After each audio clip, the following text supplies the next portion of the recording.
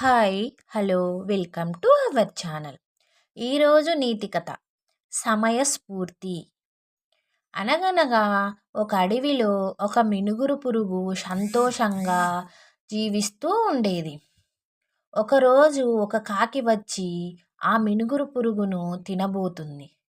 నోరు తెరిచిన కాకి తనను మింగేలోపు ఆ మినుగురు పురుగు కాకితో ఆగు ఆగు, నా మాట వింటే నీకే మేలు అని అంటుంది మినుగురు పురుగు. అప్పుడు కాకి ఏంటని అడగగా, నీకు నాలాంటి చాలా పురుగులున్న చోటుకు ఒకటి చూపిస్తాను, నన్ను ఒకదాన్నే తింటే నీకేమీ లాభం లేదు అంటుంది మినుగురు పురుగు. దాంతో కాకి అత్యాశతో ఆ పురుగు వెంట వెళ్తుంది. అప్పుడు మినుగురు పురుగు కాకిని మనుషులు చలిమంట కాచుకుంటున్న చోటుకి తీసుకెళ్ళి నిప్పు రవ్వలను చూపించి అవన్నీ మినుగురు పురుగులే అని చెప్తుంది.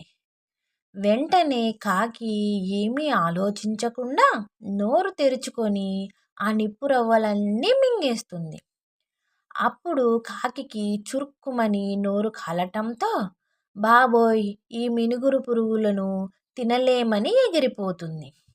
ఈ కథ ద్వారా తెలుసుకున్న నీతి ఏమిటి అంటే, సమయస్ఫూర్తితో ఆలోచన చేస్తే అపాయం నుంచి కూడా ఎంతో సులువుగా బయటపడవచ్చు.